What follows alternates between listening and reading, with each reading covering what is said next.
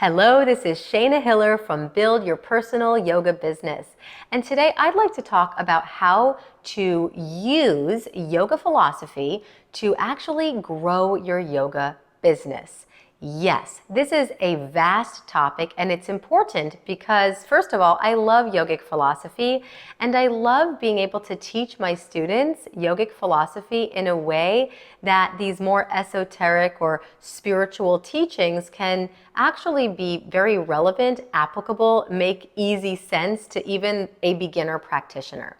This is also an opportunity for you, even if you are primarily an asana teacher teaching postures on the mat, to start to get creative and think outside the box, especially when it comes to developing your offerings further. As a yoga teacher, you have vast opportunity to enhance your teaching, to reach more people, and to start thinking beyond just postures. If you think back to your yoga teacher training or any type of yogic studies, there is a viable chance that you've somehow picked up along the way that yoga is more than just downward dog. It's more than just triangle pose. It's more than even just the breathing practices. There's an entire science and system behind yoga that as a teacher, the more that you study and you understand these practices and teachings, you have the opportunity to transmit them to your students. Some examples are the 5 yamas and the 5 niyamas, the ethical and moral principles of living a yogic lifestyle. The 5 koshas, the 5 layers of the body. These are discussions that you can share, lectures that you can give, one-on-one sessions that you can create for your clients and your students, retreats, workshops. Other options are the 3 doshas, if you've studied Ayurveda in your yoga teacher training. The yogic diet, the sattvic diet, the 3 gunas, rajas, tamas, sattva. Ring a bell? Right? So all of what we learn in a yoga teacher training is an option for what you can share and how you can actually increase the value of your offerings. So sometimes I have a lot of teachers tell me, I'm feeling stuck. I call this the teaching plateau. And sometimes when we're feeling stuck, which is totally common, feeling stuck as a yoga teacher is most often a sign that growth is in store, that you're reaching a new pinnacle, a new peak in your yoga teaching career. And yes, it's one thing to switch up your playlist. It's one thing to take an online training in sequencing or just create a new sequence in general to spice up your teaching. But what happens more often, what I'm seeing more often is that when we're feeling this teaching plateau, it's not just because we have to change the sequence or the music in our sequence, but maybe there's more for us to teach. I hear time and time again from so many of you that I just feel like I have more to offer, but I feel limited when I'm just teaching a 60-minute or a 75-minute asana class. And so it's true, you do have a lot to offer. And I invite you to think outside of the box, but still within the realm of yoga, as to how you can convey these more esoteric teachings in a tangible way.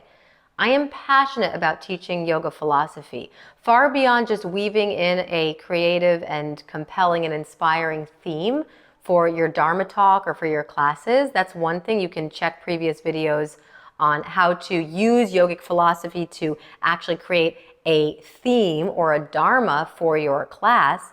But I'm talking here about a whole nother dimension that many yoga teachers don't even know is at their fingertips.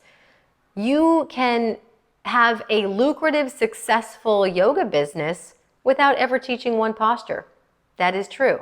Have you ever thought about coaching your students, one-on-one private, with how to live a yogic lifestyle, how to understand the mind, the tendencies of the mind, the different elements, the chakras, right? There's so much that yoga affords us as teachers, and my intention with sharing this with you is first and foremost to preserve the ancient teachings of yoga. Yoga is growing at a pace that I've never anticipated, and I'm very happy about it. And at the same time, I sometimes see that yoga is more and more and more moving into the realm of fitness, which is great also. More people are moving their bodies mindfully, but I don't want to lose the ancient teachings. And I also think it's really important for people to be able to access the teachings in a way that makes sense to them. It doesn't feel intimidating. It doesn't feel inaccessible or, oh, I got to go to the Himalayas and become a monk and live in an ashram in order to have a daily meditation practice, or in order to understand more about my mind, or in order to practice satya and aparigraha, non-hoarding, and to understand the obstacles, the five kleshas that may be in the way of me experiencing enlightenment or a sense of joy or contentment in my life. And the reason I share this is because on my trainings, on my yoga trainings, I primarily teach yogic philosophy in an effort to inspire my students to first and foremost understand themselves more deeply. Hello, svadhyaya, self-study. So important on the journey of being able to activate your highest potential as a yoga teacher. And as you're evolving your teaching journey, please know that the philosophy behind yoga is something that you actually have, I'd say, not just an opportunity, but a duty to share with your students. So I encourage you to start researching, going back to the books, the scriptures, the teachings, maybe your yoga training manual, and brushing up on more of the philosophical teachings, and start to brainstorm some ideas as to how you may even weave these teachings into, I don't know, maybe it's an online course or an online retreat that you want to offer your students, or some other sort of offering that perhaps moves beyond asana or integrates with your asana classes. There are ways to increase value of your yoga offerings by incorporating more of what yoga actually is.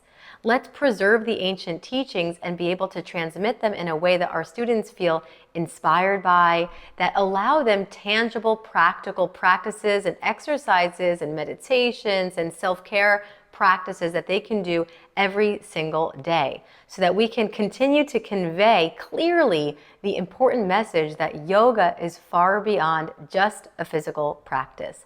And the more that you add this value to your yoga offerings, the more you can charge for your services, the more you will be supporting and benefiting other people, and the more you'll be able to exercise your full potential.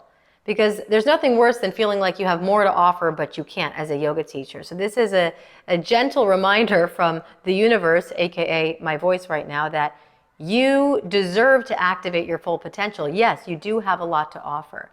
So I invite you now to take a journal or a notebook or a piece of paper and brainstorm some ideas of new offerings that involve teachings beyond just asana. Or if you are teaching asana and that is your thing, great. How can you incorporate some of the deeper layers so that your students understand why? Why is asana important? What does this practice have to offer that is beyond just a physical workout? Because that's the magic of yoga, and that's what's going to keep your students coming back. It's going to keep you feeling fired up and inspired to continue dispensing your medicine. So that's that. I hope this video inspires you to think outside of the box, to claim your full potential as a healer and a light worker right here, right now, because the world needs more of your light now more than ever. Feel free to leave a comment in the comments below as to what you're offering and how you are looking to incorporate more of the yogic philosophy into your teachings, into your offerings. If you have questions or recommendations or desires for a future video topic, also feel free to leave that in the comments below. Subscribe if you have not already, and I look forward to seeing you in a future video. Namaste for now.